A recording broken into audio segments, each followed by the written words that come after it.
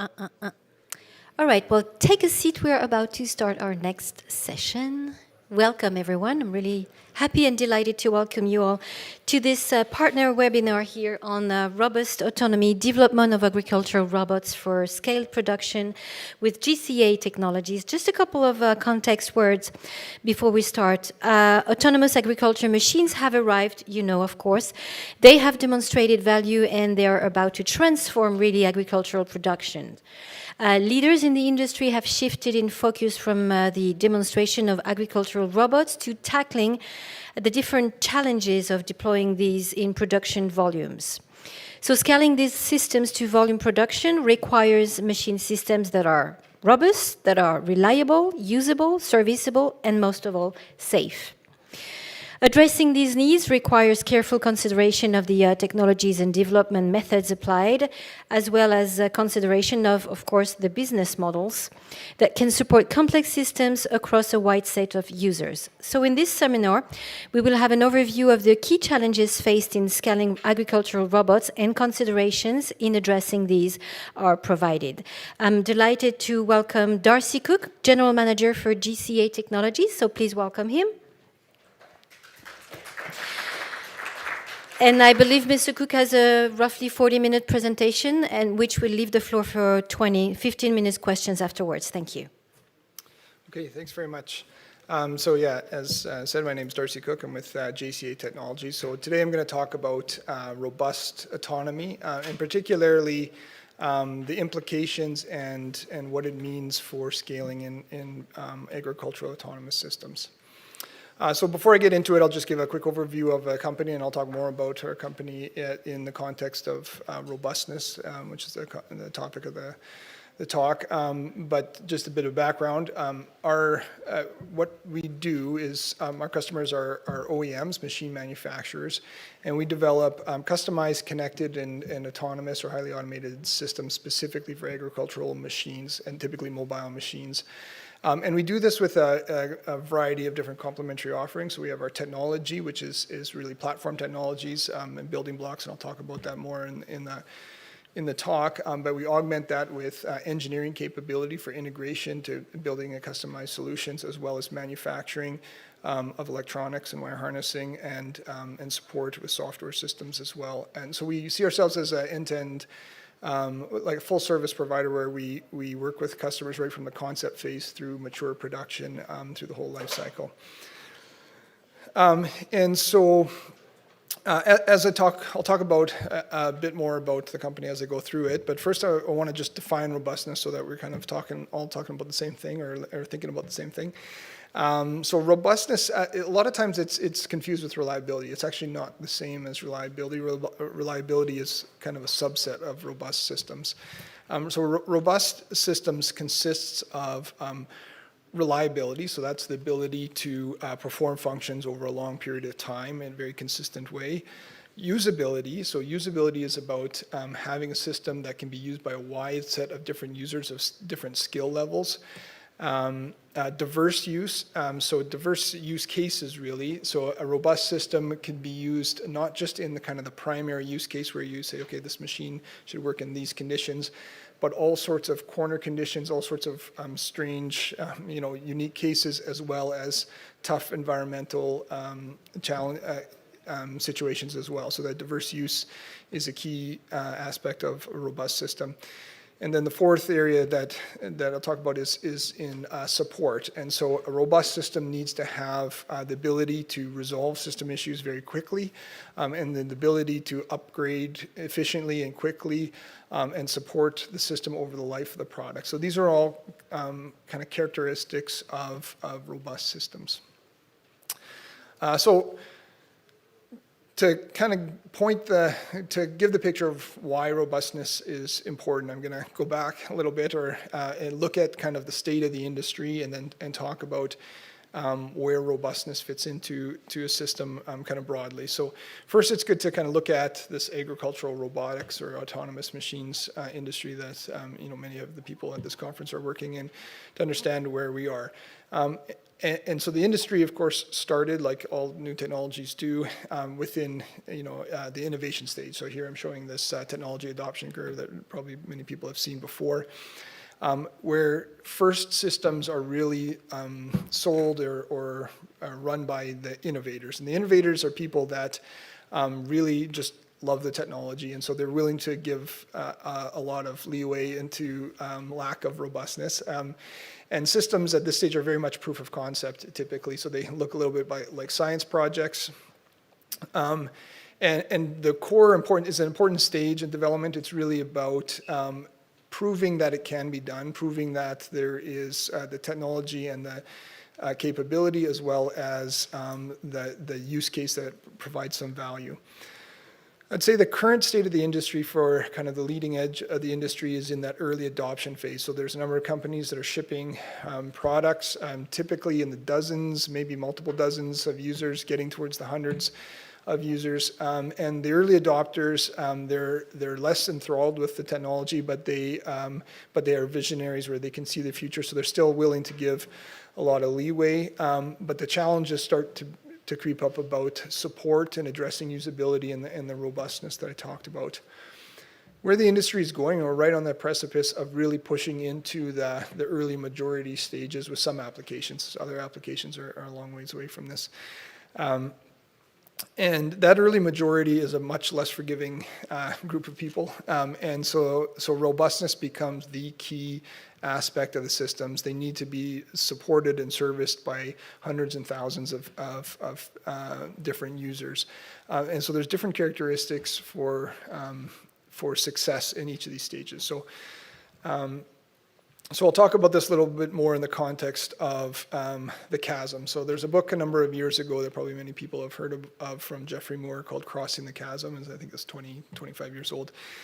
And it's a great book if you haven't read it, but it talks about technology adoption in general and really talks through this whole technology adoption curve and talks about this chasm between early adopters and the early majority. And the chasm is where a lot of companies will fail. And I'll talk through some of the reasons why, but robustness being the key reason why. For the early adopters, to be successful there, you need to have a machine that has a strong value proposition and effectively satisfies the value proposition with some technology. It doesn't have to be the best solution in the world, but it has to kind of meet that value proposition for those early adopters. And again, these people are typically on the side of they can see where the future is going, and so they tend to be a little bit more forgiving, not as forgiving as the innovators. The innovators are just love the technology, so they'll, even if it doesn't make sense at all, they'll take it. But the early adopters, it needs to have that value proposition, but they can see that it's going somewhere. And where the early majority, you need to have that strong value proposition. It has to be an effective solution, but it also has to be robust. It's a much less tolerance for issues for a variety of reasons we'll talk about in a bit more detail as well. But so the system needs to work and consistently provide that strong value. And so if you think about value within agriculture, I think I'll take one more step back and think about how value is often arrived at and generated within agricultural machine applications in particular.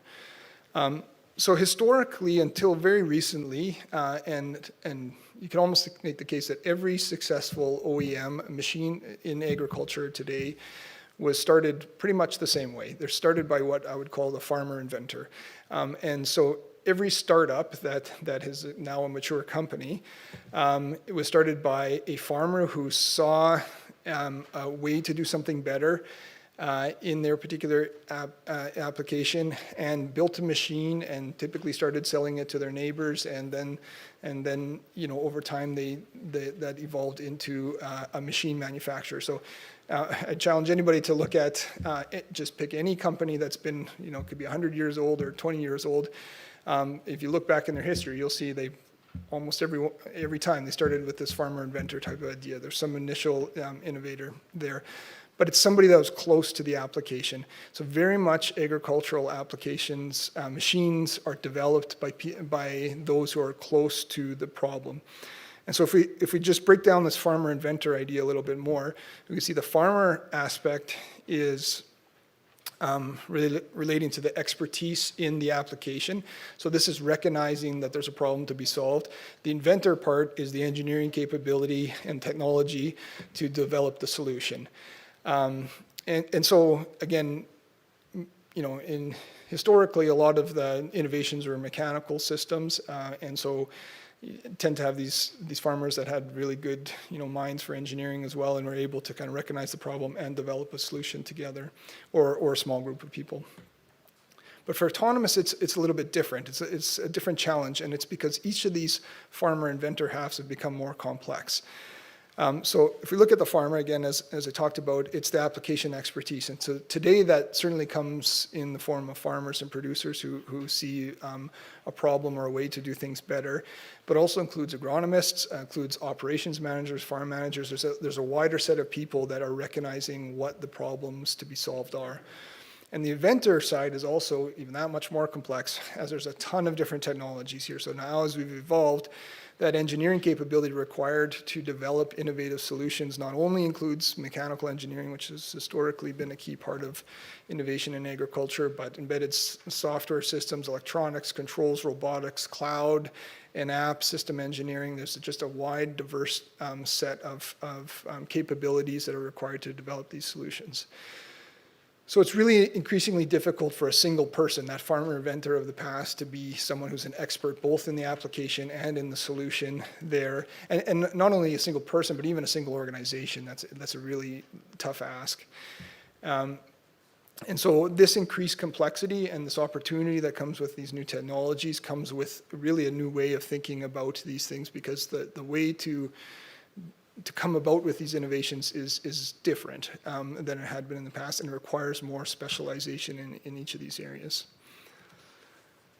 So if you think about the early stages of first coming up an idea and determining if there's value, you can look at the kind of the two ends of the extreme. So if you have someone who has only application knowledge, coming up with an idea typically doesn't go anywhere, because this is someone who knows that there's a problem to solve and knows what the problem is, but has really no good way to turn that into reality. On the other side of the spectrum, you can have a lot of knowledge in the technology and engineering, but here you have someone who has a bag of tricks and knows what, how to use all the technologies, but is searching for a problem, doesn't really know the subtleties of the key problems in agriculture to solve. And I've seen this a lot, especially I spent a decent amount of time in California, and especially in the Silicon Valley area, there's a lot of people who are very smart, capable people on the technology side of things, but have not been around agriculture or trying to find the next new innovative thing. I've had talks with different people, I've had shows where they're saying, what's a good problem that we could solve? And so it's, again, that solution looking for a problem is kind of the backwards way of coming up with a strong innovation. So typically, it's kind of meeting in the middle there. So something that can come about in a lot of different ways, and that could come from mature organizations or startups or a combination of these, where there's a sufficient level of application knowledge and engineering capability to provide some initial value. And in that early innovation stage, it really just has to be a sufficient level. It doesn't have to be, a very strong value. You have to get to that proof of concept level to show that there is a value proposition here and that there's a technology solution that's possible. So getting traction with those early adopters, as I mentioned, just requires a sufficient level of each of these, but not necessarily excellent. As you move further down in that technology adoption curve that I talked about, the level of both application knowledge and engineering capability needs to rise, and it needs to be appropriate to the level of the market that you're trying to address. And so the way that this has been done a lot in the past, and the conventional wisdom, is to use the minimum viable product approach. So I'm sure many people of you have heard this before. The MVP approach is really, the main idea is about developing just what's needed to be able to get to that market and satisfy the solution and no more. And the value in that is that the market knows a lot better than anybody, even experts in an area, what really fits a solution. So the minimum viable product idea is to go to the market early and iterate on that solution based on what you find in the market.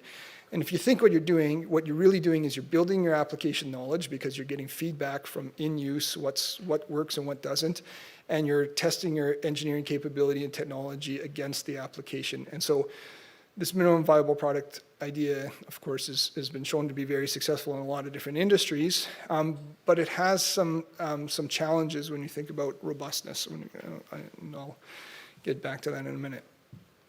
So typically what happens in the minimum viable product, you run across minor issues all the time. And that's the point of releasing early, is to discover those minor issues. And so that is kind of needing to adjust and take a detour with the technology or with the solution based on what you're finding in the field. What can happen is you can have major issues, and these are things that are in the category of you can't get there from here, and so those can require major redesign or potentially to end the whole idea. So it can be catastrophic, and sometimes or so much of a redesign that the organization doesn't have the resources to pay for that. So that's another way that these ideas can fail. So of course the idea is to minimize those major discontinuous disruptions in innovation, because they're very costly, and they're more costly as you move further down that technology adoption curve. So if you find them very, very early on, a redesign is not necessarily so expensive. If you find it very late, it can be an issue. And so this brings me back to this chasm here, and robustness in particular. Robustness is really a hidden risk through those first stages of innovation. And so as I defined robustness before, if you recall, is reliability and usability, support, and use across different use cases. In the early stages, across the innovators and the early adopters, these can really be covered up. A lack of robustness can be covered up really with hustle. If you have an engineering team that is going out there and servicing every customer where there's something that's broken down, they can really work through a lot of issues. And so you have this kind of machine with a group of engineers following it closely behind it, and it could appear to work well. And so going through that MVP approach in those stages where you're just kind of being pushed to the latest thing that is driving kind of usefulness and technology, the robustness can get overlooked. It doesn't mean the MVP approach is wrong. MVP approach is really strong, but it requires kind of thinking ahead of time as well, in parallel with that, to think about robustness, because robustness isn't something that you can just add afterwards. It's kind of integrated into the design and the architecture of the system. And so a system that goes through that innovators and early adopter stage without having a sufficiently robust system that can survive that early majority is really set up for failure, and which is the cause of that chasm in many cases. Even though that's not obvious, it looks like it's got good success and good adoption. And there's, of course, two strong reasons for that. One is that as you go to the early majority, the number of users are a lot more. So you can't have the same level of high technical support with every system. And this group of people are also less tolerant to issues. So they just, they don't necessarily see the vision. They want something that provides value right now. And so it's really a requirement to have a robust system to be successful in that group. So now I'll talk a little bit more about JCA and how we combat this problem and the offering that we have that really supports that. And it's really combating that chasm with a platform approach. So I'll kind of walk through a little bit more detail of what we do and how we approach the problem. So we work with OEMs that have the machine concept, and so they're really, before we're that application expert in an engineering technology, we rely on our customers to be the application experts, and we are not. And so they know about their machines, they know about their applications, they're often very experienced in their applications, work with a wide group of different companies in a wide variety of different areas. And we bring to the table building blocks that allows for customization into a unique solution. And then those are integrated with engineering development, which is typically a combination of our engineering team as well as our customer's engineering team, depending on capabilities, in development of bringing that idea to life. And then that goes through the development into the volume support and production. And there's a feedback from that market experiences that drives our roadmap and technologies. Our technologies are specifically platform-level technology, so we don't invest in technologies that are application-specific. That's the area of our customer's domain. But we've seen in a lot of applications kind of the same sort of pieces that are used again and again, and so we develop those for use across many very diverse applications. And as a result, we're building robustness into two key areas here. One is into the technologies themselves, which are used across a lot of applications, and the other is in a very highly capable engineering team that works on a lot of projects and develops with processes that support robustness in the system. And so I'll, making that claim here, I'll back it up here with just an overview here of, I'll walk through our history, which kind of speaks to our experience, and then I'll talk about a little bit more details in terms of those technology building blocks. Our company was started in 2002. We started with built-to-print wire harness manufacturing, so we're really coming from a manufacturing background. I call our JCA 1.0 is building that manufacturing capability. And then in 2013, and that grew like a wide set of customers and OEMs from supporting in that kind of mature production stage of machines. So it's very different than most companies that start with a product and start with that early stage. We started with the mature stage and built up some capability in supporting repetitive production machines. And then in 2013, really built the engineering and technology side of the company, focused on products that were in development of agricultural implement controls. So it was at a time where connectivity, smartphones were in the first time in everybody's pockets, and we also did a lot on isobus systems. And so there was a big need for a number of companies who needed automation for their agricultural implements that were both isobus and connected systems. And that grew to more complex applications in precision ag with positioning and GPS technologies. And then in 2016 and 2017, we did our first autonomous project, and we saw that there was a big step change in technology required, which I'll just characterize as robotics technology and cloud technologies for more connectivity and more advanced controls and dealing with complex systems and sensors and a variety of different pieces that make up autonomy. And so since then, we formed that into our autonomous framework, which I'll talk about in a minute. And today we work with companies in producing scalable, connected, and autonomous systems. And really with an emphasis on scalable. All of the technologies that we develop, we're thinking about the 1,000 a year and building technologies that are the leading edge of the industry, but are developed on a path towards that supporting that robust, reliable technologies. So a bit more, I'll dig into a bit more of the pieces of the autonomous framework. And for those that are at the show, we also have a booth downstairs, and you could come see our demo there that we're kind of demonstrating some of these pieces.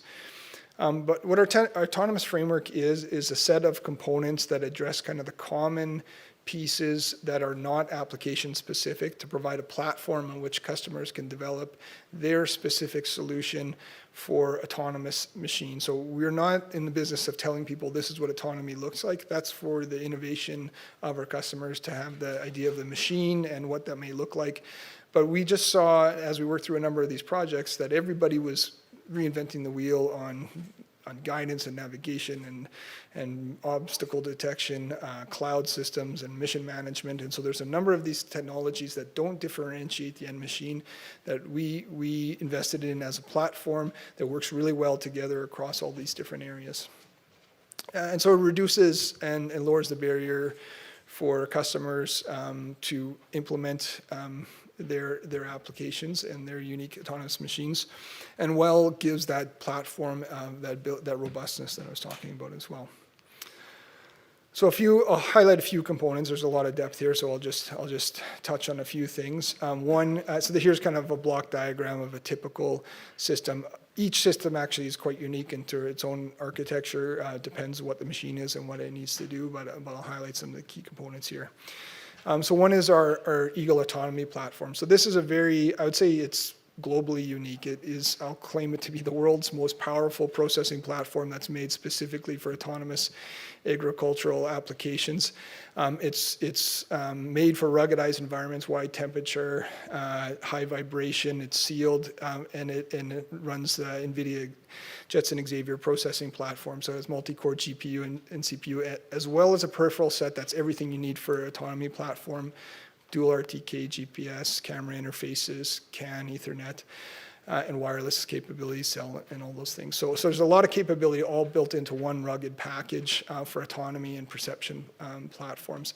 So this is a hardware platform that we develop, but it works with a lot of our software as well. So we have a huge software stack. So this is just highlighting a few components of that. And this actually is more significant than the hardware. The hardware is a way to execute that software, but the software is where a lot of the differentiation is, and includes things from our Linux platform, a very in-depth ROS2 framework and packages for a number of different common functions, Flight Path, which is our mission management, and our cloud platform, Cumulus, as well. We have guidance and navigation libraries. So these are another areas where there's a lot of overlap between different applications, but there's also a lot of uniqueness with every application. And so localization is a key part, and we have that integrated into our hardware platforms for positioning, as well as integration with IMU and perception sensors. But we have a very deep set of libraries related to path planning, both for static coverage type plans as well as dynamic path planning applications, and then guidance as well based on algorithms for navigating machines. And then we've worked with, and then typically how this is implemented with customers, it's mapped to their particular machines. Usually the drivetrain portion and the steering is unique to that application, and we've gone through many of those development with our customers as well. We also have perception package related to obstacle detection and integration with guidance and obstacle tracking. So again, with the mindset of a platform where we don't want to get into the application. We do get into the applications with the customers, but it's through our services and it's IP that they own. The IP that we invest in is more the obstacle detection because it's a bit more agnostic to the application. We also work with on many machine learning applications and identification object recognition, but that's typically IP that's owned by our customers that is specific to their unique application. So again, these are all components that, I'm characterizing them individually, but they're integrated together, which is the key part of having all of them together, because perception, of course, and guidance is really important, as well as perception and safety components are very critical to overlap as well.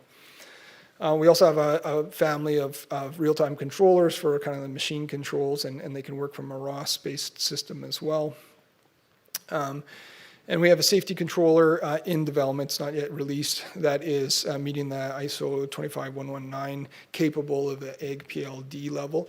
And more critically, a safety architecture that fits into how to develop autonomous safe systems. So this is a safety controller that's specifically designed for the autonomous machines. And so again, that how it's deployed and how it is integrated is specific to each machine and what the safety, the risk, hazard and risk analysis show.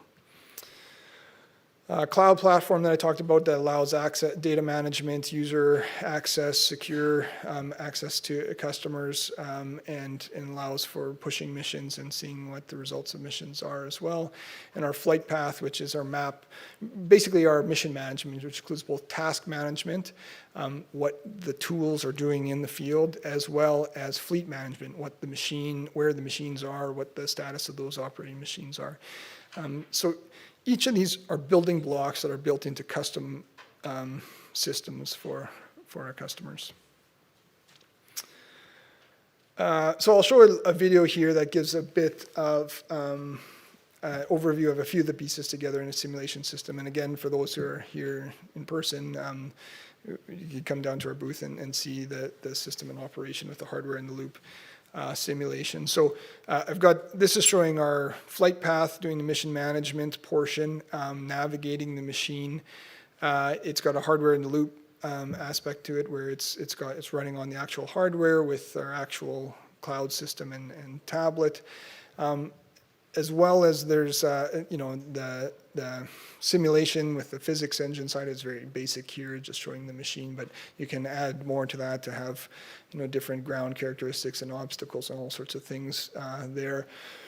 And then this is also showing our guidance, or navigation portion of the guidance package here with in the bottom corner.